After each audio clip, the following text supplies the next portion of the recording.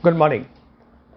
In this short video, I'll explain why India today is closest to a war with China.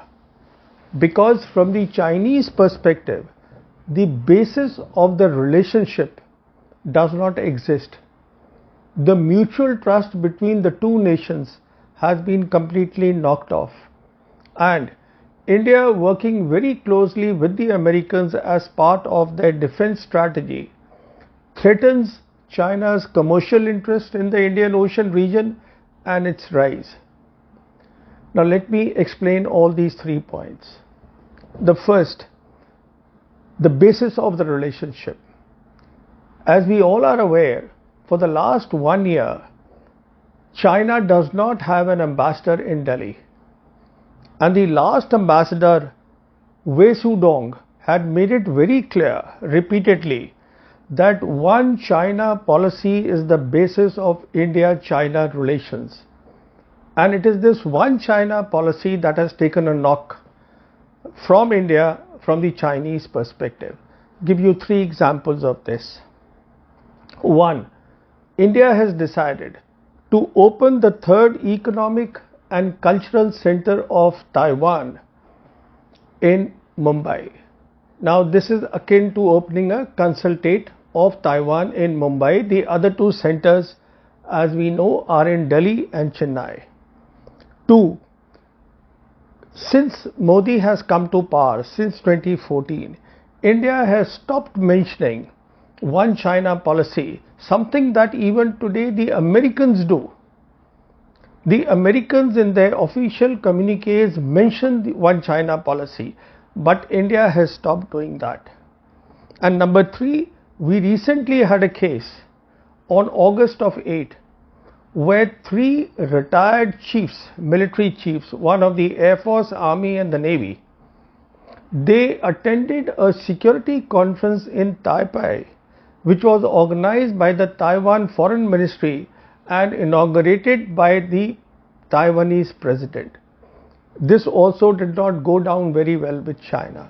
So this is the basis as far as the Chinese are concerned, one China policy. Not only that, India has been flexing its muscle in China's backyard. Take these 2 cases.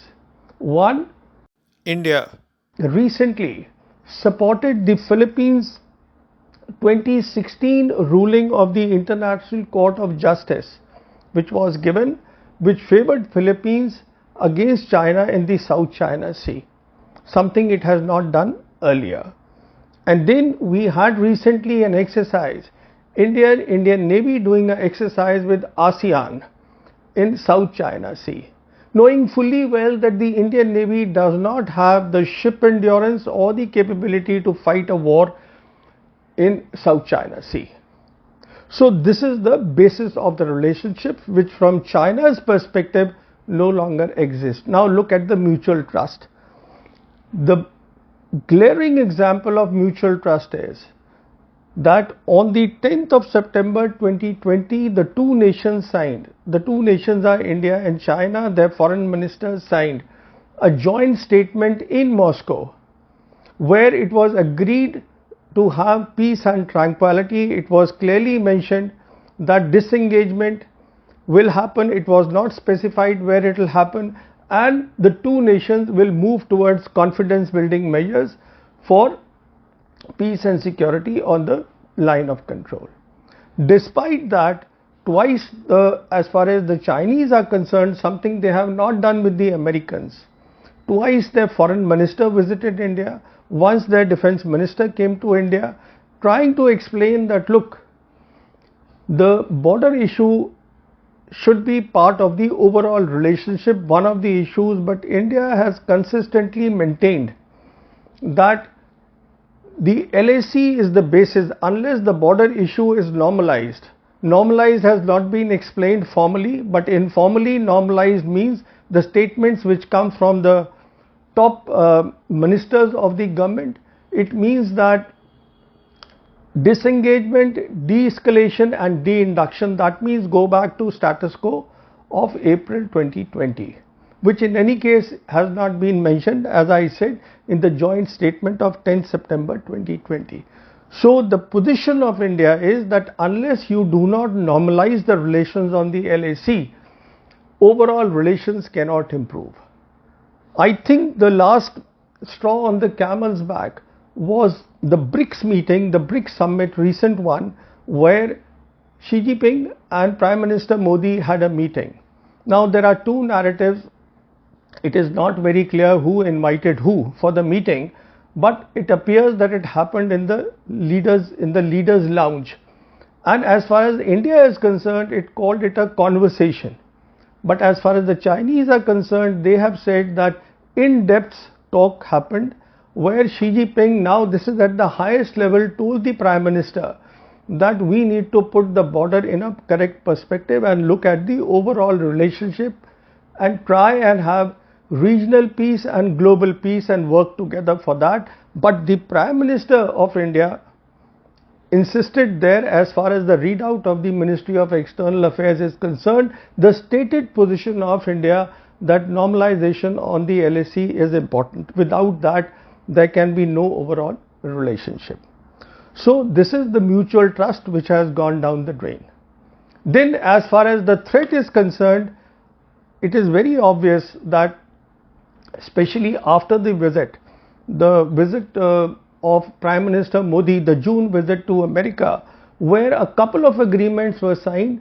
One of the key agreements was on the shipyard and dockyard agreement, which makes the Indian naval bases and dockyards de facto military bases for the Quad nation, not only even for the US military. This obviously is a threat in making as far as the Chinese are concerned, because their commercial trade goes through that and through the Indian Ocean region, and their maritime Silk Road is also there. So as far as the legal aspects are concerned, China today has made a tight case, and the legal aspect obviously is for their own people. So what they have done is, in 3 phases, 31 places in Arunachal Pradesh which they claim as part of Tibet, South Tibet they call it, so they have been renamed. And now recently they have come out with a new map which shows the entire state of Arunachal Pradesh as part of China. Now to recall what recently the American President Joe Biden said to the CNN's Fareed Zakaria in his interview in July, he said that I have known Xi Jinping perhaps the most than any other world leader. Xi Jinping does not want war. China is not expansionist, but they will have a united China. Now united China means that at some stage, it has not been specified by China, they want Taiwan as well as Tibet to unify with the mainland, that is unified China. So as far as India is concerned, in my assessment, this is where we are headed for a unification, and what they get out of that, I have explained in my book, The Last War. This I have explained why, if it is pushed, why China will go to war, why the war will not last more than 10 days, why it will be a decisive war, and there are 10 things, 10 objectives that they accomplished by a war. I hope there is no war, but I think the ball is in India's court. As far as the Chinese are concerned, we recently had the reports that more preparation, underground bunkers and underground other storage stuff is all being done in the Tibet Autonomous Region. This is not surprising at all.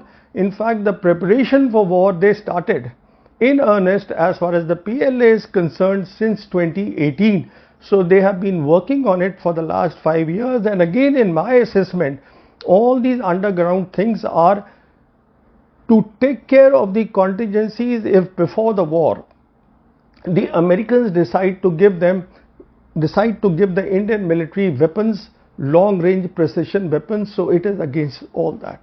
So the preparation is going, the ball is in India's court. It is for Prime Minister Modi now to take the next step. Let's hope he does, otherwise the two nations could be headed for a disaster. Recall the last war they fought was in 1962. Now 62 years later, there could be another war which will be a decisive one. Thank you.